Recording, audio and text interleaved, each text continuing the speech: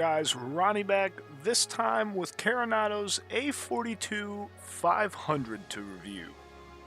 Starting with the model per usual, Carenado has fully utilized P3D's PBR capabilities, and with that, the exterior features a shine and reflection unlike any other Carenado aircraft I have, and I have a few.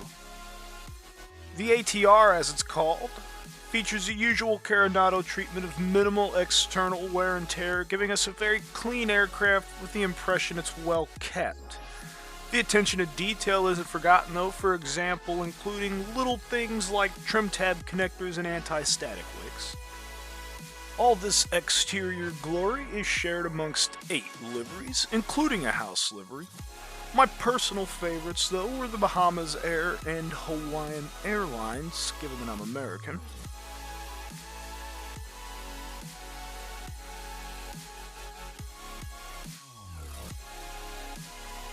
Inside the cockpit it is almost the exact opposite. In fact, in here this aircraft seems to have many stories at its disposal. The yoke, floor, and rudder pedals of course show the most wear. Given this is a mid-90s aircraft, this makes sense, and it adds to the authenticity in my opinion, giving it a more realistic appearance. Now when I think of Carenado, the first thing that comes to mind is good looking and simplistic. Good looking with the model and texture work of course, and simplistic in that you don't really have to study anything to enjoy them, any of them for that matter. Now Carenado also do a really good job at recreating, without overdoing, an individual aircraft's unique traits. For example, this aircraft has something called a hotel mode start. Let me demonstrate. We've supplied power using the battery. Next we need hydraulics using the little button on the throttle quadrant here. Then we lock the prop using the prop brake, and we're going to wait for the little blue light to confirm it's done its job. Then start selector to A and B, fuel and generator on for the right engine, and now we start the engine on the right side only normally.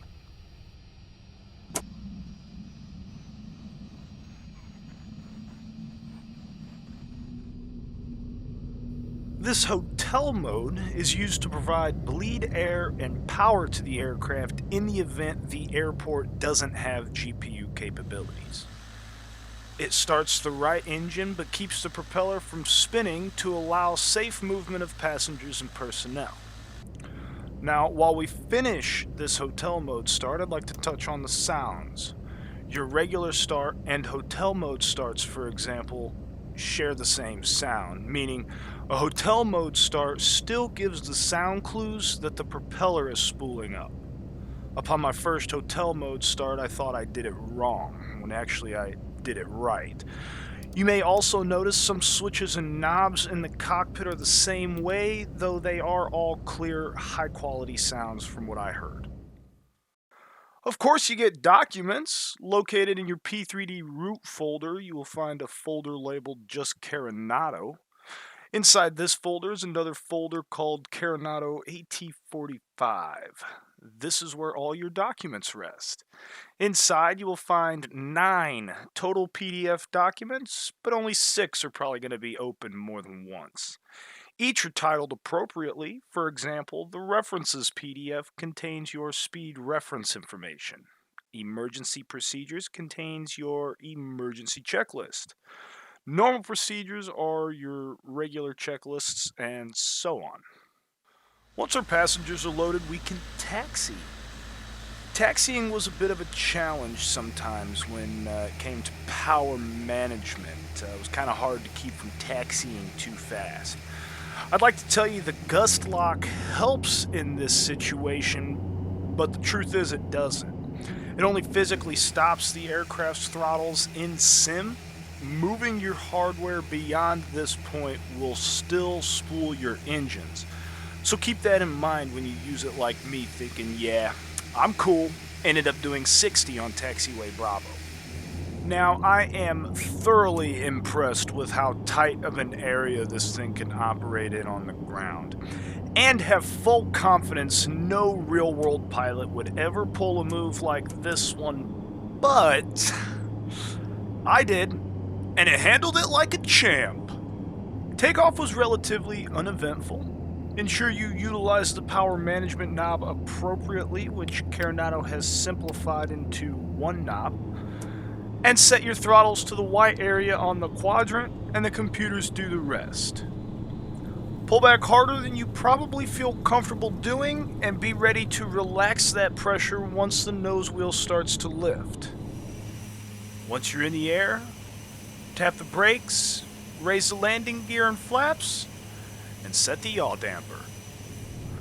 The flight dynamics reminded me so much of back when I flew the DC-3 in FSX. The aircraft feels heavy in the air, and control inputs are very forgiving. Things seem to happen slowly in this one. Most flights tend to be in the 30 to 60 minute range from the information I gathered in my research. Still allowing time though to play with the passenger area shades. Yes, they appear closed on the outside if you close them inside, so of course, I closed them all.